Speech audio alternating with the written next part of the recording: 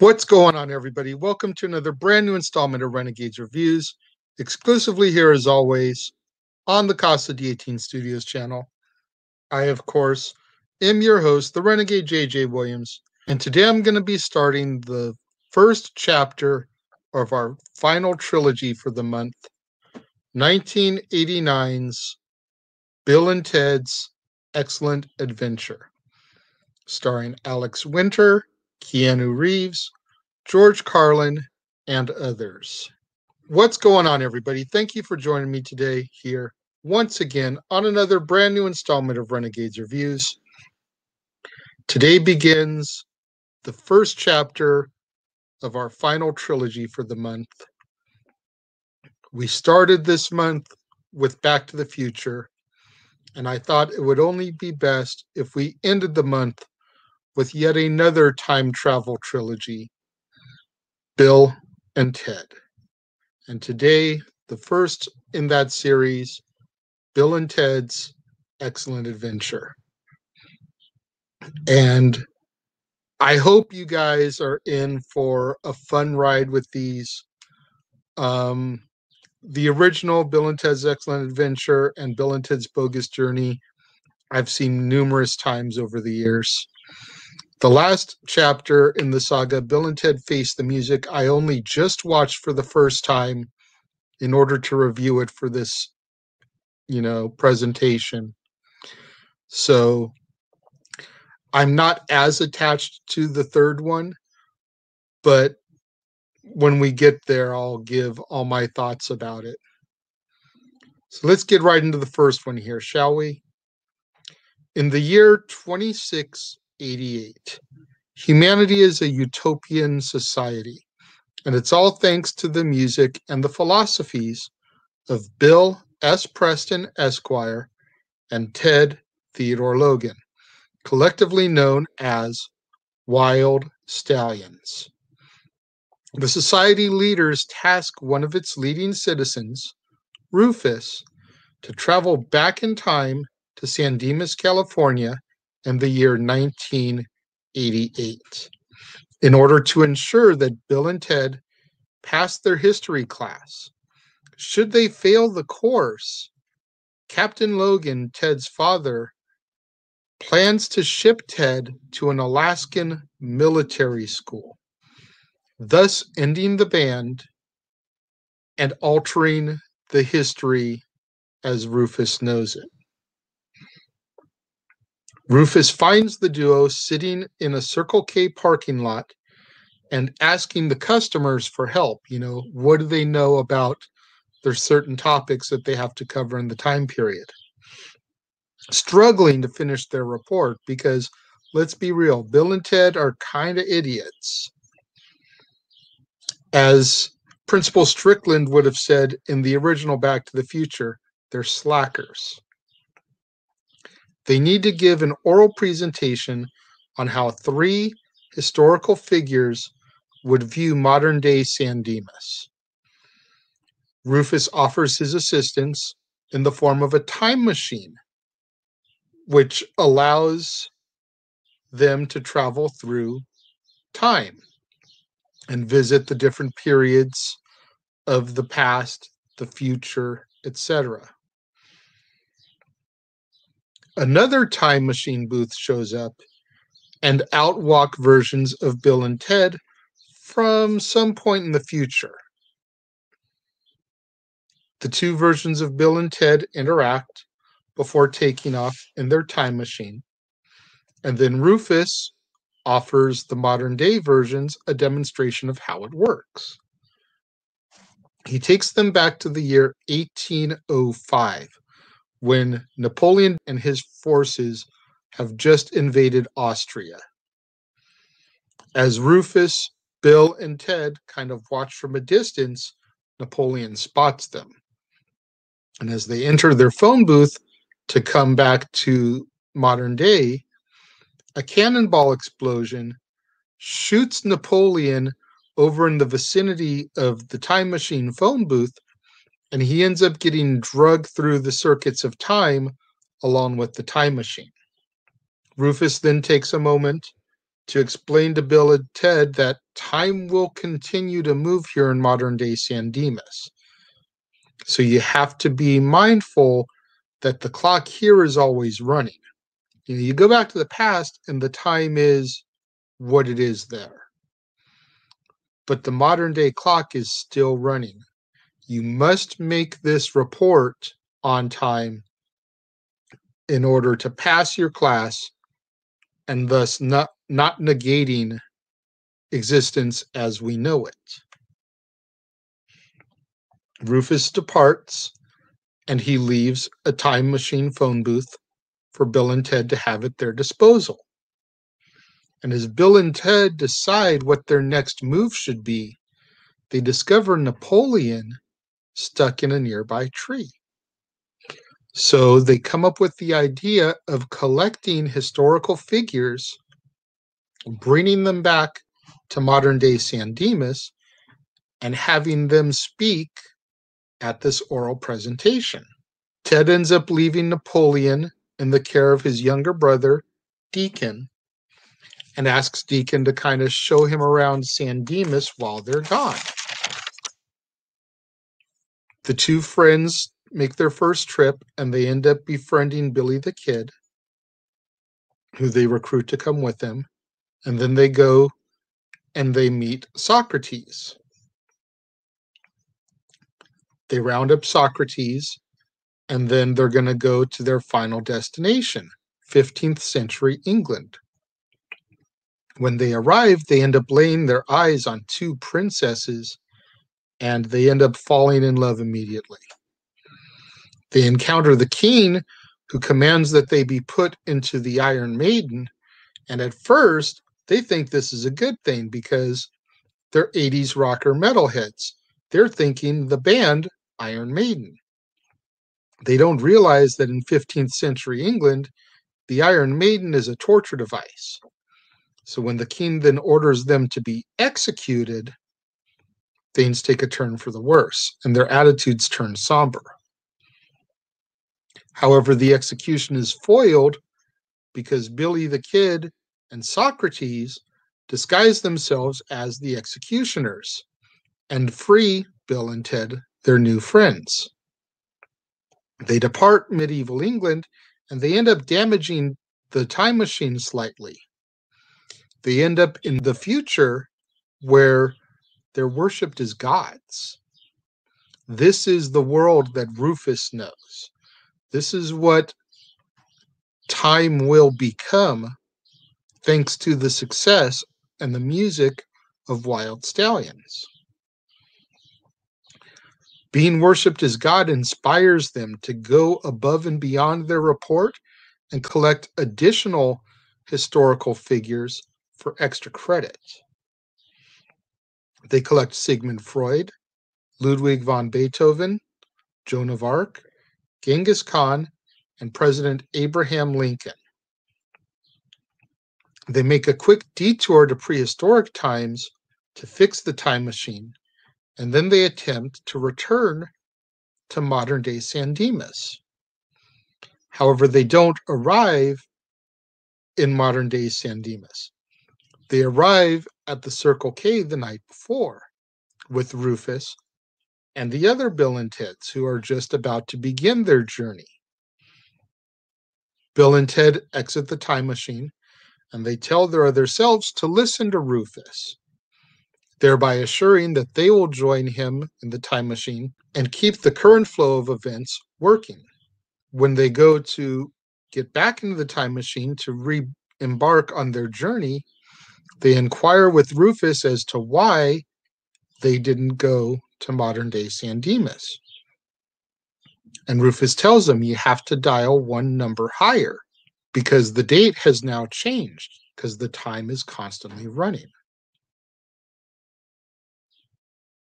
They arrive back in modern-day San Dimas, and they only have 2 hours before their report is due. They find Deacon to collect Napoleon, only to discover that Deacon ditched Napoleon in a bowling alley because he was being a dick. So they decide to drop the historical figures off at the mall and let them explore modern-day culture while they go and they find Napoleon at the local water park. The historical figures end up getting into a wide array of trouble within the confines of the mall, who call for the local police department to come and arrest them. Ted's dad, Captain Logan, is the arresting officer and picks up all the historical figures.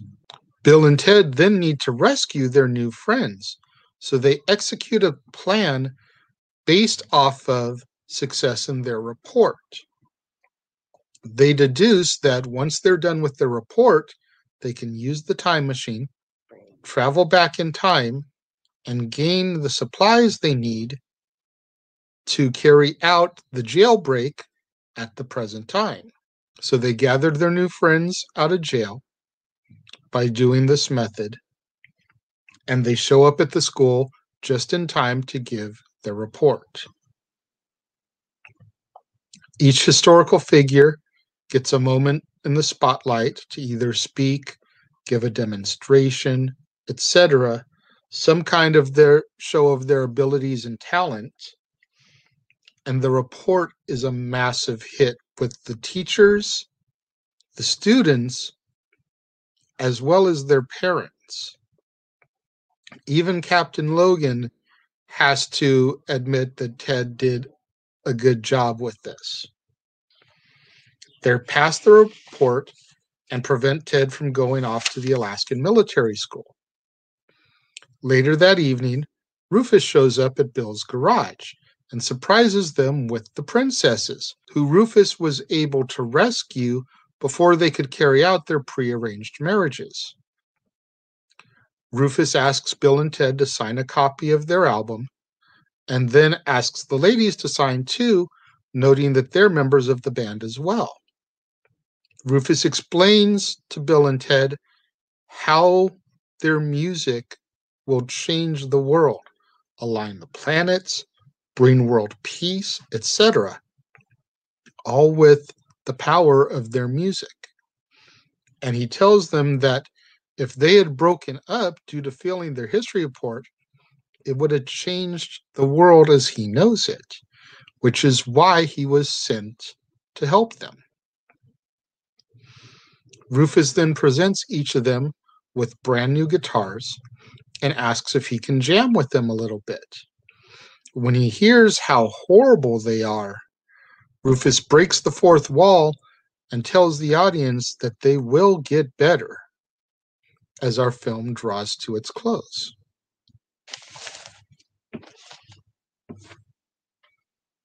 Bill and Ted's Excellent Adventure is a really fun time travel movie. Is it as good as Back to the Future? No. But the main difference between the two is that Back to the Future deals with a couple of people's past, present, as future. Bill and Ted deals with historical figures and society's future as a whole. And I like that little dynamic difference. You know, when Marty McFly and Doc Brown go to the West, they don't meet Billy the Kid. They don't meet Wyatt Earp, Doc Holliday, Jesse James, any of those type of historical Western figures. They meet fictional characters, being as how it's a movie. Bill and Ted go to the Wild West, they see Billy the Kid. You know, they go to ancient France, they see Joan of Arc. So those characters represented of those eras become a part of the story. And I feel that's one area that Bill and Ted has a little level up, if you will, over Back to the Future. But as far as overall storytelling and acting and everything, Back to the Future takes it hands down. But the biggest disappointment in my life was when I discovered that even though this supposedly takes place in San Dimas, California, None of it was filmed in San Dimas, California. You know, about 7 years ago, I moved out from Long Beach to the Inland Empire, and I'm about a 10 to 15-minute drive, depending on traffic, maybe 20 minutes drive, depending on traffic, from my house to San Dimas High School, which is where Bill and Ted went. It's not the same San Dimas High School. They used a school and a Circle K in Arizona to take the place of San Dimas, California. And that part, I always kind of was bothered by that. Because here I am now so close to San Dimas High School that I could go and visit and take a picture outside of it if I had wanted to for use for this review, but it's not the same San Dimas High School. That's a bummer to me. But that still doesn't alter my feelings on the film. And when it comes to my star rating for Bill and Ted's Excellent Adventure, I give it 4 stars out of 5. Again, it's a really solid movie, but it just doesn't cut the mustard when you compare it to something like Back to the Future, which was another 80s time travel movie. This film did, though, help really launch the careers of Keanu Reeves and Alex Winter. Alex Winter, of course, had already been in The Lost Boys. And I believe Keanu had a couple of films under his belt as well at this point. But this was the point where Keanu really started to get that upward push to the superstardom that he has today. George Carlin, if memory serves me correctly, hadn't done any motion pictures prior to this. He was just a stand-up comedian. Very funny, very well-respected stand-up comedian. But he hadn't done that crossover into movies yet. So this was the start of that for him, too. Something that would then carry on to, of course, Bogus Journey, Cars, Dogma, Jay and Silent Bob Strikes Back, and the other roles that George Carlin did. Don't forget to get out there on the social media. Let's try to get those hashtags trending. Hashtag Casa D18 Studios, hashtag Renegades Reviews, hashtag Renegade Returns, and of course the ever popular hashtag Shenanigans. We interrupt this episode of Renegades Reviews for an important announcement about merchandising. Merchandising? What's that? Merchandising. Come, I'll show you. Merchandising, merchandising, where the real money's made. Make sure you go over to teespring.com/stores/Jeff Meacham Network for all the t-shirts you see here from the West Coast professor, Jeff Meacham himself. You can get shirts for the Jeff Meacham Network, Talk Wrestling, as well as the red and gold Meachamania shirts. And while you're there, don't forget to get your shirts of the Casa D18 Studios Brotherhood, the Dads on Wrestling shirt, the Renegade J.J. Williams, Statboy Sports Bar, and the hashtag StatBoyApproved shirt. Make sure you go over to teespring.com/stores/Jeff Meacham Network and score your shirts today. Make sure you get out there. Do what that commercial just told you. Go to teespring.com/stores/Jeff Meacham Network for all your official merchandise of the Casa D18 Studio Brotherhood. Get you your very own Statboy Approved t-shirt, Statboy Sports Bar, the Renegade J.J. Williams, Dad's Not Always on Wrestling. Get you your t-shirts of the Jeff Meacham Network, 3 different designs of the logo to choose from, Meachamania, Talk Wrestling, and so much more. Tomorrow, right back here on the Casa D18 Studios channel, make sure you join me for another brand new installment of Renegades Reviews when I bring you the second chapter in the Bill and Ted Saga from 1991, Bill and Ted's Bogus Journey, once again starring Alex Winter, Keanu Reeves, George Carlin, and introducing to the fold William Sadler, Joss Ackland, and Pam Grier. You're not going to want to miss Bill and Ted's Bogus Journey tomorrow, right here on the Casa D18 Studios channel and Renegades Reviews. Thank you very much for joining me. For all my fans that have been watching the premiere, leaving your comments over here, thank you. I greatly appreciate it. To all my fans that watch on demand, leaving me your comments down here, once again, thank you. I greatly appreciate it. I appreciate each and every one of my loyal viewers that tune in and support me on a daily basis. Thank you for watching. I will see you guys next time.